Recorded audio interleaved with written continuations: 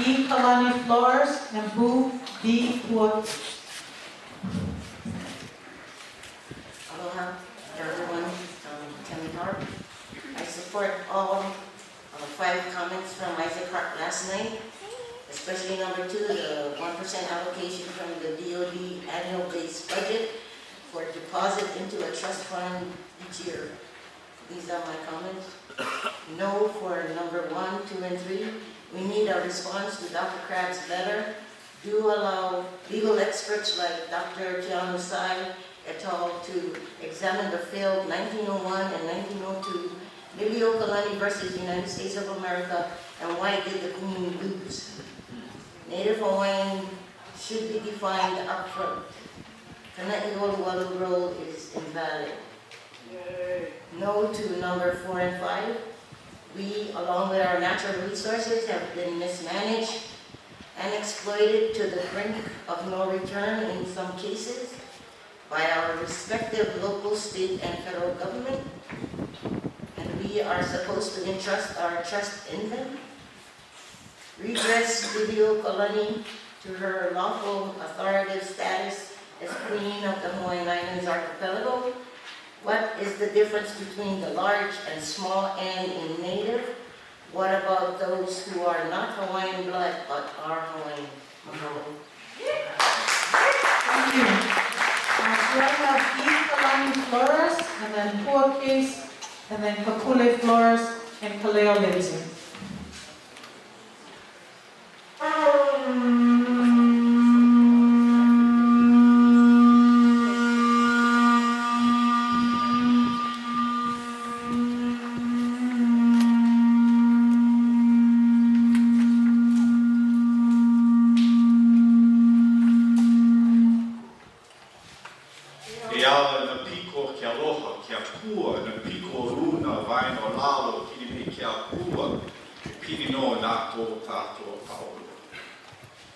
We arise as people, arise like Ali'i have given us examples of, arise in the people in the aloha of Keakua. Because it's in our DNA, it's in our lands, and in the air, it's in the mountains to the sea. And so what we have here today, we are Kanaka Maoli. My name is E. Kalani Flores, member of the Flores Case Ohana. And basically, when you sit there, you guys provide options, you didn't provide all the options. That's one of the concerns that you see, the options, the other options. You only provided a small box of options. You want us to stick our necks in a sticker box, stick us in this little box. That is not the option that what people want. If you heard from all the hearings, the option is more than that because you failed to recognize the other options. We say all no to all the questions. What has been is occupation, and in occupation is in desecration to our lands. You have allowed those who are here occupying these lands from the mountain to the sea, and we go to a top, it's the most sacred place in all these islands. Our ancestors couldn't recognize Mauna Awakea, the mountain of Sky Father, also known as Mauna Kea. You've allowed over 13 nations and corporations to desecrate and destroy our country, destroy our sacred lands. These countries include the United States, Canada, France, United Kingdom, Netherlands, Japan, China, South Korea, Brazil, Australia, Chile, Taiwan, Argentina, and also want to come here is India. You've allowed that to happen on a sacred mountain. Why has nothing been occurred? You also allow to come onto our lands with the military ongoing right now, the rim pack. Almost the same countries allowed them to come and destroy our lands, and destroy our lands, our oceans, our seas, our waters, our lands, and our people. All this has occurred. We go back to what happened with the so-called occupation and illegal overthrow, and I'm going to close right now with this in 10 seconds, is that the United States saw that Hawaii was significant for its military position. That's why the United States came to these islands. They would have not come to these islands otherwise. And the others who had saw business opportunities here came to here. And that's really the base of it, and that's why it's still here. In the end, Our people and our queen at the time of the overthrow said, we'd rather eat the rocks of the land than sign that petition or sign anything else that would take away our rights. So I say to our Kanaka, if we have to, ai pohaku.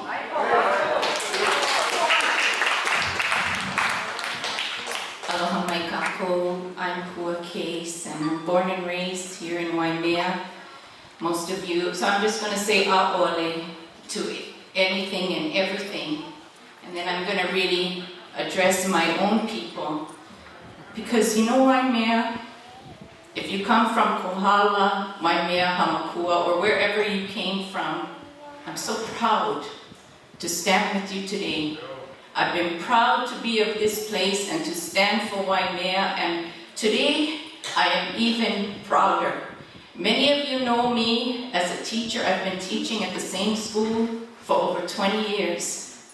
Many of you know me now because I'm standing for Mauna Awakea, but not just Mauna Awakea, for everything, from the mountain to the sea. And why am I standing? I'm standing because on page 36, my great-grandma, Emma Pa'a from Kohala, signed her signature when she was 14 years old, as well as many of my other relatives. And I stand here in her strength because she signed, I am able to stand. And because I stand, my daughter can stand. And all the generations below me will be able to stand because we all have stood today. And I'm one of those teachers for the past 3 years, although I didn't learn this history myself, going to school, just as many of you. I've been holding this Ku'e petition, one act play, with many of you in this community for the past 3 years. So let us not say that our children will not learn their history. They will learn their history in Waimea, even though I am leaving my school teaching because I have to do more. I have to stand strong. I have to stand for the mountain, and I'm asking you to stand with me. And I'm so happy. I have hope today. And that's why I thank you. I thank you because you have awakened us. We are standing stronger than ever because you are here. And if you had not come, we would not be here. And I'm going to close by saying, if any indication of how we are being treated today is indication of what would happen in an exchange, then really I say a'ole. This room is way too small for us. We have people, myself included, standing in the back there. We have children sitting on cold floor. We have kupuna sitting in here in a place that is too small. And I know how to take care of my community, and if you had asked me, you can guarantee I would have got you a bigger room. I would have been here early with water and food for my people because I know how to take care of my people, and we know how to take care of each other. And this is not pono for us to be standing in the back and for our people to be standing outside when we have plenty places in Waimea that could have accommodated us today. So if you want to extend yourself in a pono way, then you should have come in more pono and just made sure that this accommodation was going to fit all of us. Maybe you figured that Waimea wouldn't show and this room would have been enough. I don't know, I'm not saying that, but I know I'm proud. But to my community, we should all be sitting. We should all be comfortable in our own place in Waimea. And so I'm not going to apologize for that because I have nothing to do with that, but I want to recognize that we are sacred beings and we are still Native. And we should have at least had a building that would accommodate all of us. My daughter has her 2 minutes, but she's just going to take her little 30 seconds so her dad can close. So, Kapule Flores, what do you say today? Do you vote yes or do you vote no? I vote no, and I always will. And I'm very sad that my town has to fight for them, for ourselves. I don't understand why we have to fight for our homeland.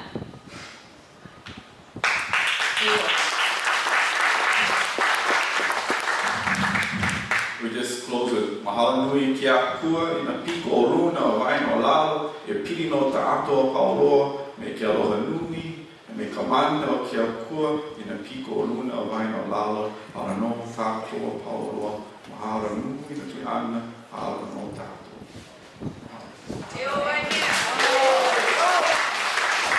I have next Kaleo Lindsay, Kaleo Lindsay, and then Lopa. I hope you'll come back to address the Inoa genocide, yeah? It's so nice to see our young children with first names Olelo, Hawaii. We were born, it was illegal to name our child born with Hawaii Olelo. And register it. That was illegal until 1964, so that's just another thing. You gotta remember, this is what happened to us, just another thing. Okay, and I'm here on behalf of myself.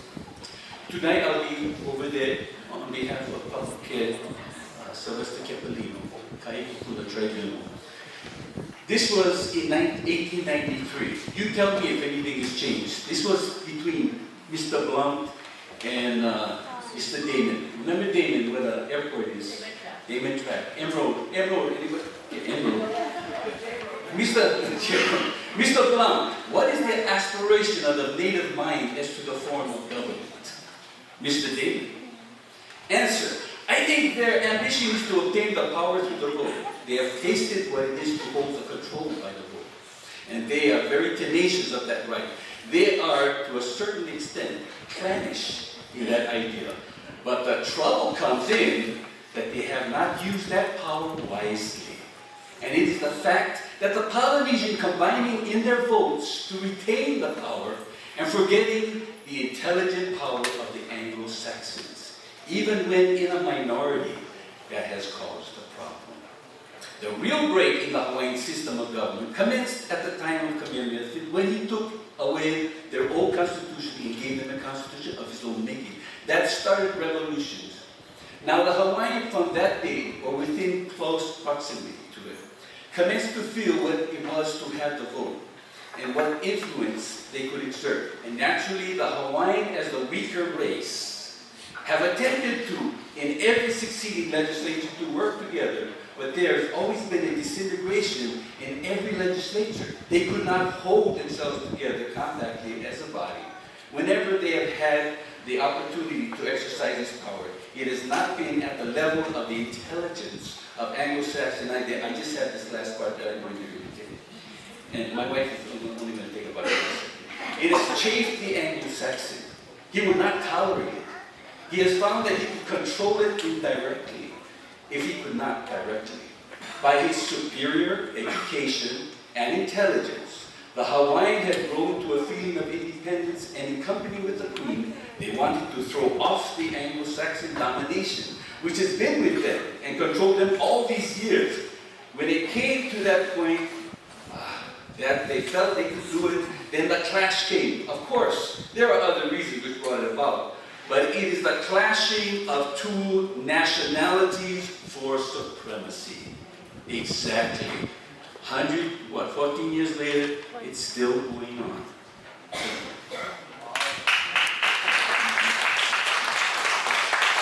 just want to speak for my Ohana, my children, and my grandchildren.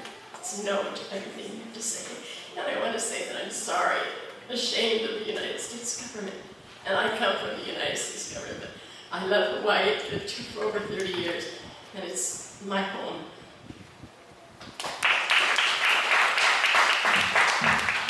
Before I tell you the story, do not approach me. When my time is done, do not approach me. Thank you. Aloha, everyone. As we inhale and exhale,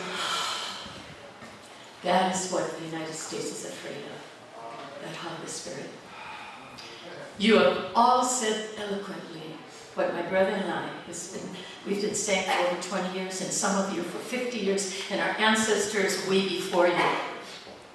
And when we started in our walk, we were told by people that work in the FBI that my brother and I were on a list of people they didn't want to have around.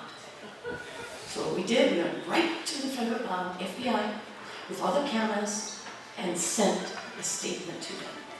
But I'm going to tell you how successful the United States has been. I graduated from Kamehameha schools in 1966. In 1965, I was elected to be student body president. I was always so proud to be Hawaiian. Went to the school that I thought would reinforce that.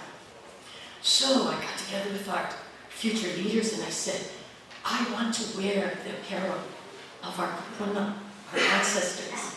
So I went and met with the Bishop Museum, we got the kahilis. To this day, they take office the way we did, but let me tell you my experience.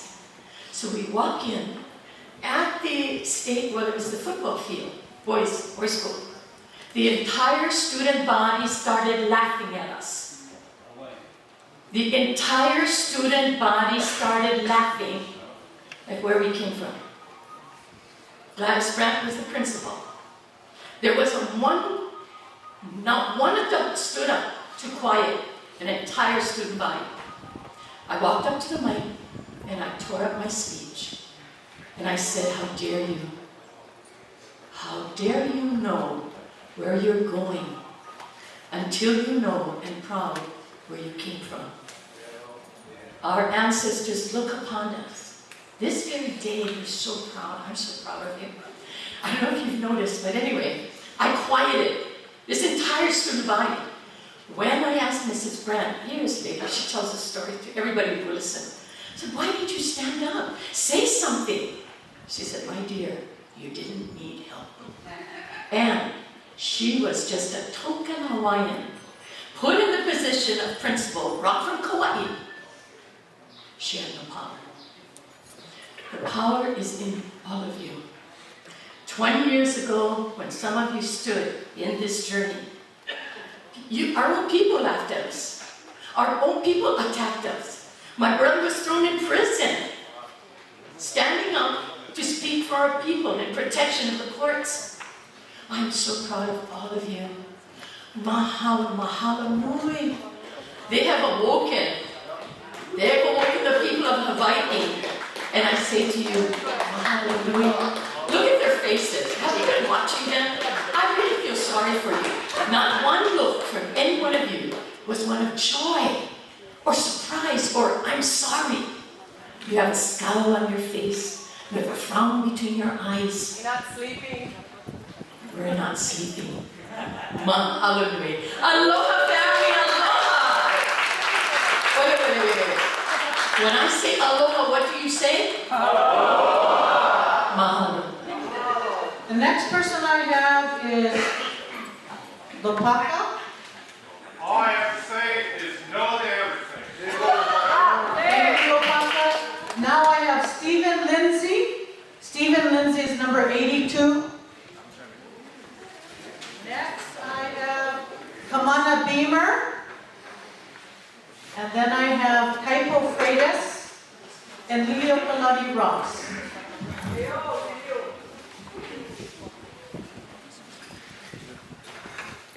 Hello everyone, aloha. My name is Bruce Lindsay. I was in the days at 62 when our fathers couldn't even name us Hawaiian names. You know, shame on us. But you know what? My name doesn't mean I'm not Hawaiian. I am Hawaiian. I don't have to change my name to a Hawaiian name. I am Hawaiian. But my dad was Steve Lindsay. His dad, James K. Lindsay, born and raised in Kapuela. He moved to Hawaii, to Molokai, and my dad and his siblings were born and raised in Molokai. Our family, my sister, my brothers, we were all born and raised in Honolulu. But we are all Hawaiians. Of course, I only have 3/8 Hawaiians, so I can't get any Hawaiian homelands. But that doesn't stop me from helping our Hawaiian homelanders to gain what they can. You know, even though the state is in charge, you know, thanks to the federal government, you know, which one of the questions really should be, should the state still be in charge? The answer is no. But, needless to say, we still work with the state until that time where our government can thrive and make our own decisions again. But we're going to leave it in the hands of the federal government for now. You folks can ponder on that. But what I'm saying is that doesn't stop us from working as a community to gain what we can from the state, from the federal government, whatever it is. But, we still got to stay positive because our families live here. We still have to sign contracts with the state so that we can drive freely through the roads and we can do it. We can't even park in our community parking area. Hey, what's up with that? We got to really get rid of the DLNR and their power to control us. We can start by sharing that with the federal government and our president, which is from here. Mahalo, everyone. Hey, stay positive. Kamana, Kaipo, and Leo Kalani. Aloha aina tākou. Iala ka I ka mahi ka palena, mualo a ka leo ka lanakina. I'm Kamana Beamer. When I was leaving early this morning, my kids are a little sick, so I told my wife I would try to give my testimony and come back and help her. And she said, well, if you need to stay to the bitter end, you stay to the bitter end. And I thought, I'm tired of being bitter. I want something joyous for us. Right? But sitting here today, hearing the aloha and passion that we have for our place, and Keiki that talked about how we're going to stand up. If we got an inu kawai ava, this is our time to drink the bitter waters, and give it to me. I'm going to drink it with all of you. I wanted to say to each of you, armed only with my words, the stones of our kupuna and the quest for Aloha Aina. I'm submitting testimony today regarding the role of the Department of Interior in Hawaiian Affairs. I want to begin by saying I've attended and watched previous hearings that you've held in our islands. I've seen the passion, debate, and felt the hurt that has presided over much of your visits to our islands. Given the very short notice of these hearings and the importance of the issues you are witnessing, I assume that you're getting the results that you expected. In addition, to the extent that you're here as individuals with intentions of assisting achieving justice for Hawaiian Hawaiians, I would like to thank you. However, with a little over a week's notice to prepare and offer my thoughts on a relationship that would affect my children, unborn generations of my family, and the natural and cultural resources of our islands, I must answer no to all the questions that you've asked me to address. Hawaii's complex political history as an independent state and constitutional monarchy, as well as the admitted violations of international law by the United States and the overthrow, the political astuteness of tens of thousands of Hawaiian nationals in resisting and defeating the Treaty of Annexation in 1897, required deeper analysis and fact-finding to continue prior to the establishment of any government-to-government relationship between Hawaiians and the United States. I'll wrap up real quick. First thing you need, there are two things you can do for us, so I mahalo you guys. Get John Kerry to answer those questions. It's going to help every situation, no matter what the political fallout will be. If we know the truth, we can move forward. And the second thing is, in the midst of the occupation, you folks can come up with a role to protect our legal trusts and assets. These are under attack by Americans under race-based issues that these trusts were established prior to America having any involvement here. If you guys can help us with that, I will mahalo you. And lastly, no matter what happens with this, if we get recognized, we're not recognized, I'm just going to say, for me and my family, as long as there's a stone in these islands, we will endure. Thank you.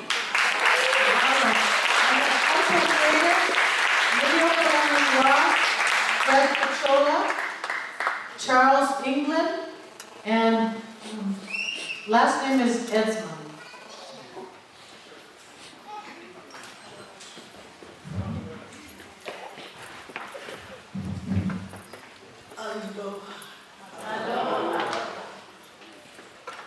Today I stand tall because as a Hawaiian, I can look like this. I don't have to shave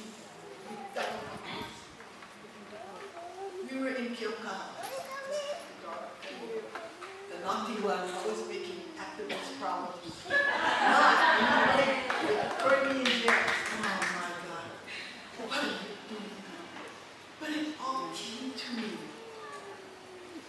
72 years ago, I was born into a territory. What is that? What is that?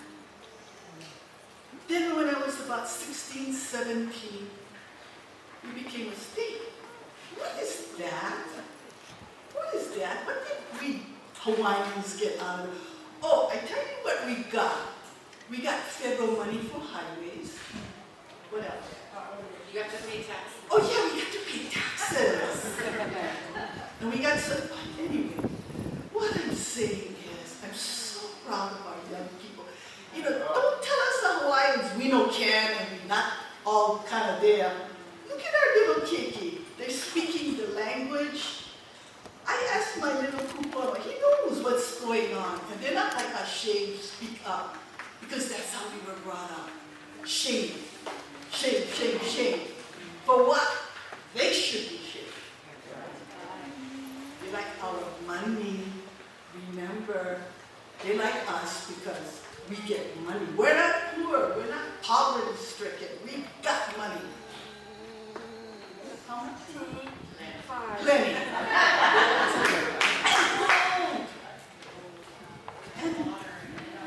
And the aina, our rocks. Yeah, give me money. Rocks we will eat. Yeah, I power it. All I can say is, no, no, no. You know how you used to talk to your kids? No. No.